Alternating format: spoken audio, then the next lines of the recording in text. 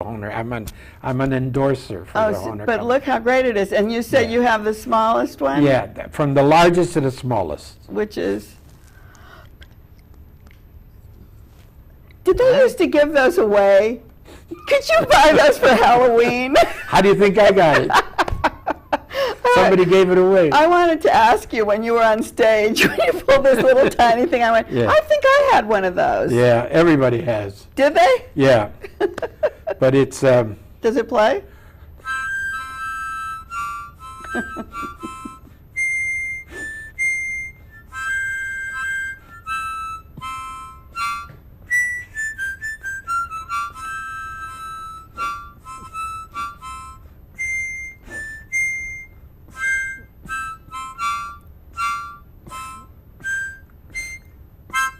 Fabulous. Hey. Is this a Greek tradition?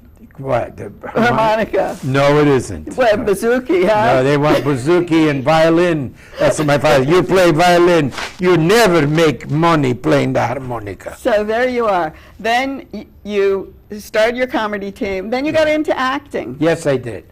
I did under the expert tutelage of Milton Katselas. Another great Greek. Yes, yes, he really, and the whole show came from Milton. The show at the Beverly Hills Playhouse? It started out as a personal monologue.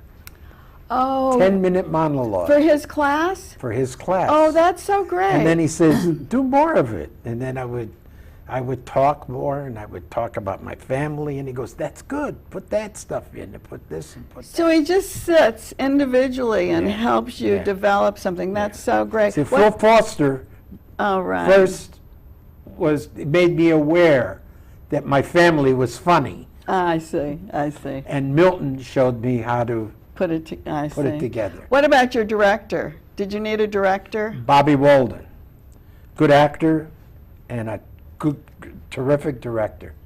Terrific actor, terrific director. He was in Curtains here. Oh, yes, yes, yes. Yeah. So you've done a lot of film, probably because of your acting classes. Frankie and Johnny, you played a Greek chef. Greek chef. Wow, what a stretch.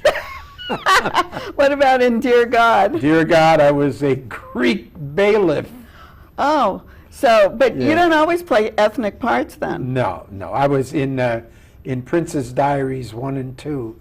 I was Baron von Trocken. Oh, well, that's kind of... Yeah, that's kind of... I was the guy. Did you see Princess Diaries? One of them, yes. Okay, I was the guy that was trying to take the crown away from the princess. Oh, right. Do you have to go to special class to learn those dialects? I have a pretty good ear. Oh, you just use that? Yeah, I have an ear like Van Gogh.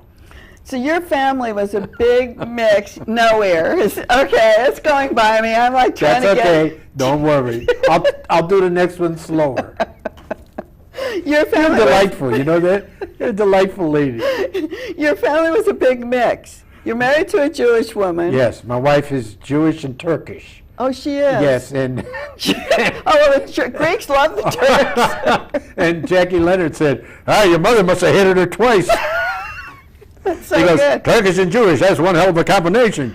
She not only makes the rugs, but doesn't let anybody walk on them.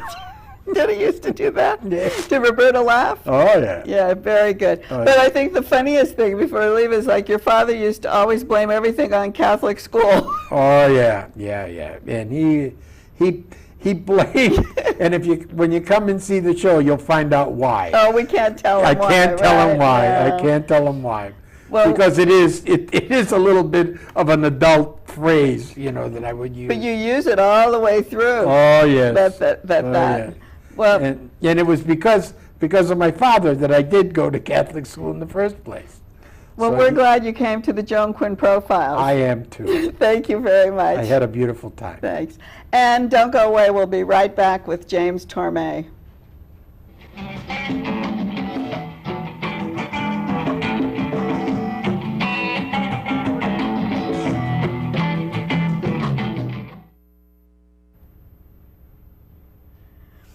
Hi, I'm Joan Quinn, and welcome back to the Joan Quinn Profiles. James Tormé was born and raised in Los Angeles and London. He grew up where his mother was an actress and his grandmother was a very famous actress. And his father in Los Angeles was Mel Torme. So he had long flights between Los Angeles and London, which gave James a chance to listen to his father's music. And his father was a Grammy Award winner. So you came to UCLA after being raised with this famous father. And did you start your career then? Well, actually, at that point in time, I was still sort of holding off on diving in full speed into the singing career. I wondered, was it off-putting for a young boy? Well, people ask me that question about my father, you mean? Right. Well, I think being preluded by anybody who's sort of brilliant is a double-edged sword if you're going to do that same thing yourself. Right. I think the key is to be able to do something that's comparable, something that's on a quality level that's sort of tantamount to that, or you've got trouble, I think. Yeah, but what could you do? Here you had a mother who was an actress. Right. You had my grandmother.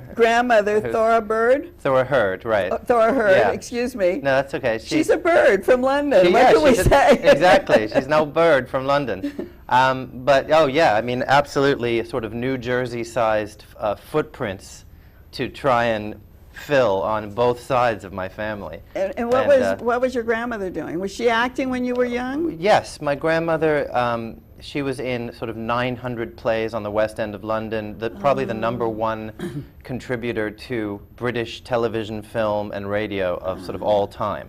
I see. And sort of a Lucille Ball, Angela Lansbury, oh, she was? Carol Burnett, all rolled into one, if you could do that. And then your mother had to follow her footsteps. My mom, there's my mom, my Jeanette lovely mom. Scott. So That's she right. had to follow Well, Dora's. yes, she did. She had that double-edged sword that I was just talking about in her life. But she was in her first film at 18 months. She was sort of born into it. Oh, because of that. Because Ganny, my grandmother, we call her Ganny, she was, already under contract to British Associated, so she was sort of born into a contract. And then your sister, Daisy, who's an actress, had to follow an the excellent acting. Actress, had to follow the footsteps on the acting side. So we were the first generation of our family that had to actually audition for these things. Is that right? we're going through the real process, Mom and Dad. Did it help or hinder? Well, I think that, again, having had the parents that we've had, having had the heredity that we've had, we've been very lucky because we've seen that it's possible. We've had those examples made for us. But by the same token, and just as I've said, with the way that those three all started very young, they don't even remember when they begun the process of entering into entertainment. They were just always involved in it. So there was a different test for Daisy and I, and all of the children of sort of my dad. Yeah, your dad had the a Torme children. The whole family, right? Yes, there are 5 of us. I'm the youngest, and so we've all had to sort of prove to ourselves and to the world on a separate level what we were capable of. That's a lot different. Yeah, but with the say. confidence, you know what I mean? You have the confidence going in. When you were at home with him, you had a lot of famous people come around. Sure. I think this is you're great. holding You up, brought this. Yeah, this is great. Yeah, that's my dad and Sammy Davis Jr., obviously. That's probably from the Sands, where they did an engagement in '75. There was a period during that time where they were literally a mutual fan club. I mean, they really just did a number on each other anytime either of them were interviewed. They'd pretty much say that the other was the greatest undiscovered talent of all time, or discovered but underrepresented talent of all time. But yes, this is a representative of something important in my dad's life, which is that he was really one of the first people who broke down the color barrier in entertainment. He insisted on doing a racially mixed act based on the talent level, which is all he cared about, and the friendship levels between him and people like Nat Cole, Sammy Davis Jr., Duke Ellington, Count Basie.